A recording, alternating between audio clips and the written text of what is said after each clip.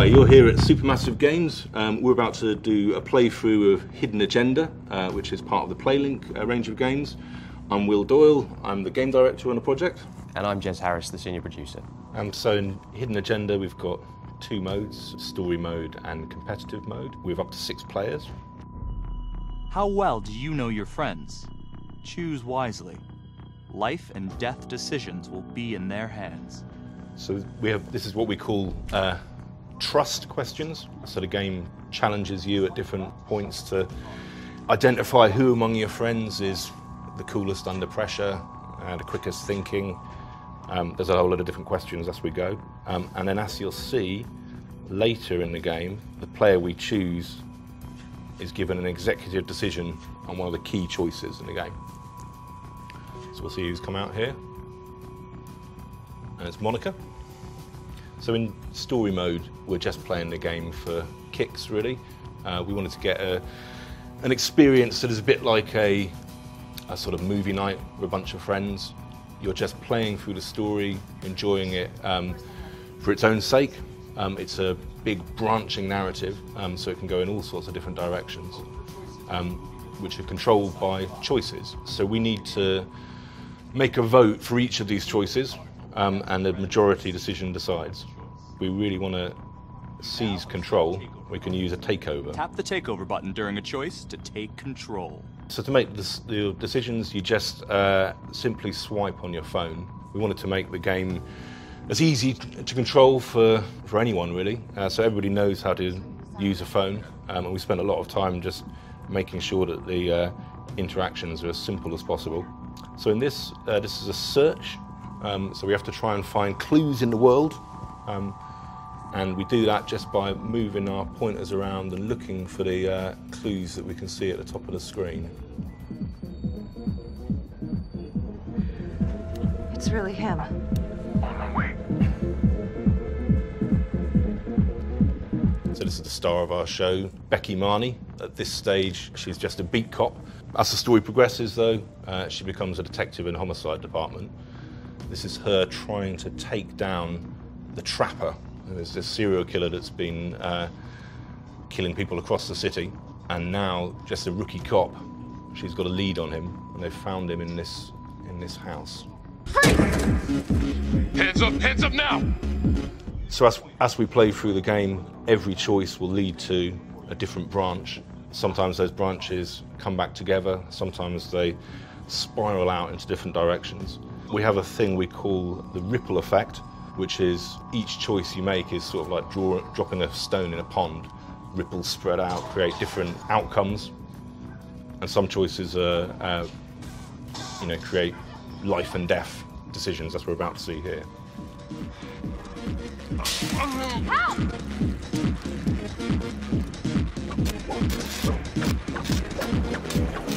Okay, this decision is down to the friend you chose as coolest under pressure. This is going to be look after your own.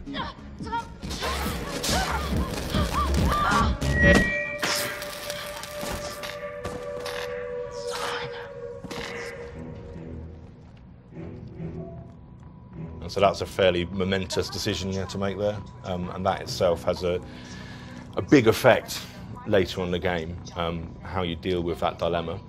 That dilemma, though, is in that one scene, only one outcome. You know, there's other routes we can take that mean we see something completely different. Wouldn't have seen that dilemma at all. And likewise with the shooting. Shooting is about a group decision again, so it's combat. It's up to the entire group to say, yes, you know what, we're going to pull the trigger on this guy. And if you don't all pull the trigger, then you'll go down a different branch because you won't have shot, and something else will play out entirely. So this is now competitive mode. So the difference with competitive mode is that we're all against each other in this, trying to score as many points as we can, and that's handled by hidden agendas. So as we play through the game, one of us will receive a secret objective. Their goal is to make that objective come true. Our goal is to identify them. If we can identify them, we'll score points.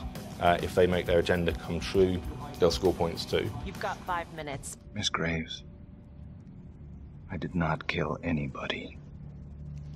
So, Supermassive's perhaps best-known game a couple of years ago was Until Dawn, which was a huge hit.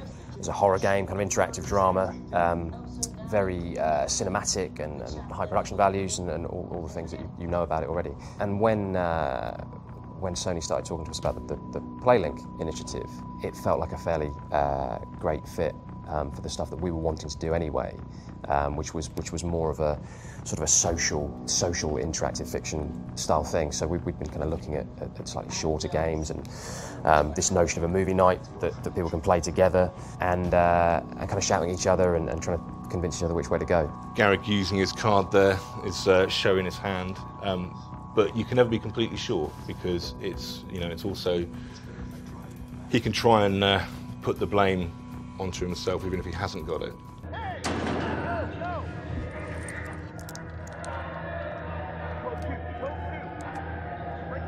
Hey, what's going on?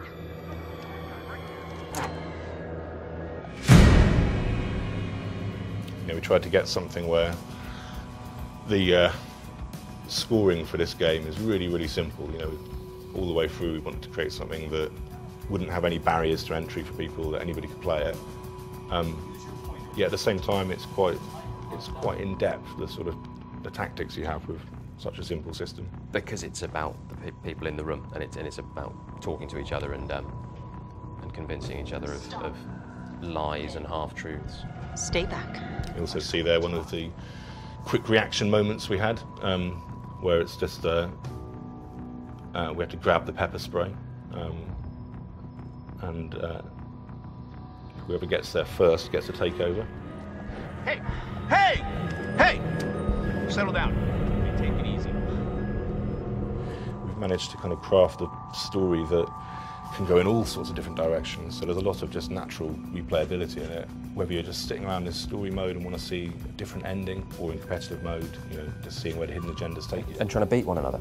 That's it. It is a competitive game. That's Garrick. So now we've identified who's got it. Or we think who's got it. If we all think that it's Garrick, our goal now is just to stop him. So we need to see how he behaves when the critical choices come up. This is it, guys. Let's resolve the hidden agenda.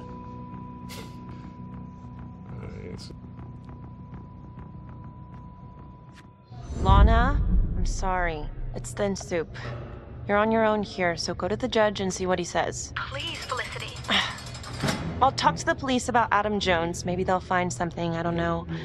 But that's all I can do. Thank you. Monica. Unlucky. You weren't identified, but you couldn't complete your agenda.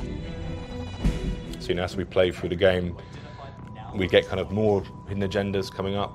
In each time, it's not always the same hidden agenda, so we don't know always what the goal is going to be.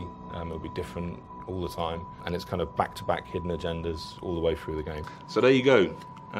Thanks for watching. I hope you enjoyed it, and keep an eye out for hidden agenda coming soon. For the players.